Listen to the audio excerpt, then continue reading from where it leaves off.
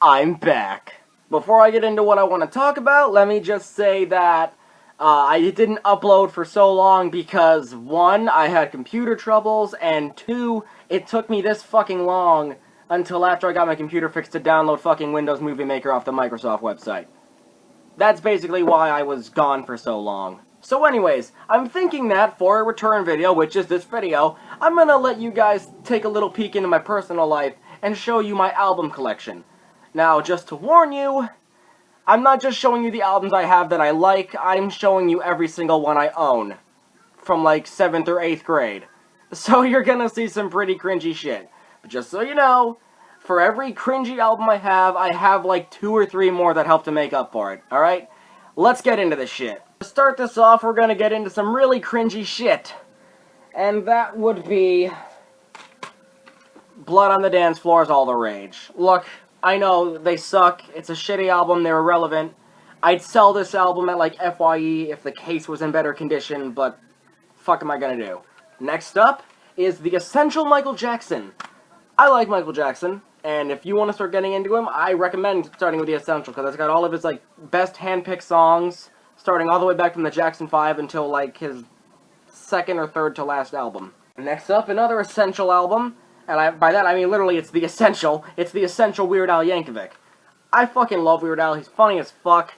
Most of his albums are hilarious. And most of the songs on this album are hilarious. I think there's only like 3 or 4 out of like fucking 38 from the 2 albums that aren't that funny. So, yeah. I'm just gonna show you these next 3 all together because I want to get all the cringy shit, or at least most of it, out of the way. All 3 Broken Side albums.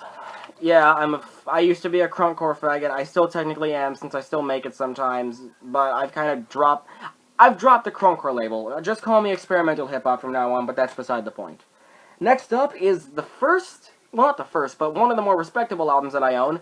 It's the Beastie Boys, Hot Sauce Committee Part 2. Fucking love the Beastie Boys. This is the first Beastie Boys album that I ever bought. I still gotta get License to Ill and Ill Communication and Paul's Boutique and all that shit, but this is a good starter one for me. I bought this when it first came out. Next up, Tyler the Creator's Wolf. Dude, I fucking love Tyler the Creator. This is the only album of his I own, and it's the only Odd Future thing I own. I want to get Earl's albums, and I want to get Tyler's and shit. I just dropped it, fuck. But, you know, it's a good album. I love this. I love that fucking thing. Next is Eminem's The Marshall Mathers LP 2. Not a bad album. Not his strongest work, but, you know, a majority of the songs I find myself enjoying. If I had to rate it, I'd give it maybe like a 7 out of 10. Next up is Cess Cruz, Constant Energy Struggle. Dude, like, I'm a strange music fan. I don't like a lot of this stuff, but Cess Crew, this is a great album. I fucking love Cess Crew. Ubiquitous and Godamus. Tight shit. Tight fucking hip-hop, motherfucker. That's cringy. Alright, I think this is the last cringy album I own.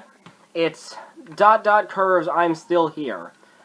Sadly, this was the first album that I ever bought off of Amazon.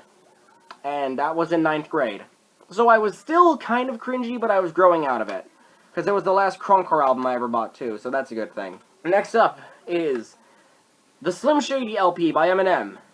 This was the first Eminem album that I actually bought myself, because the Marshall Mathers LP 2 I got for Christmas. But, good album. That's really all I have to say about it. Alright, next up is, from first to last, Dear Diary, My Teen Angst Has a Body Count.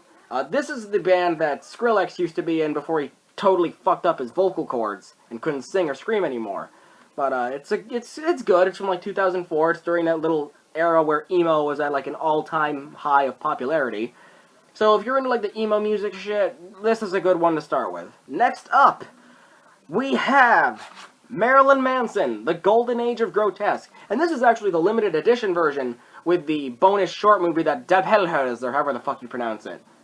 It's a fucking weird movie, but it's a good album. Damn fine Manson album, that's really all I can say.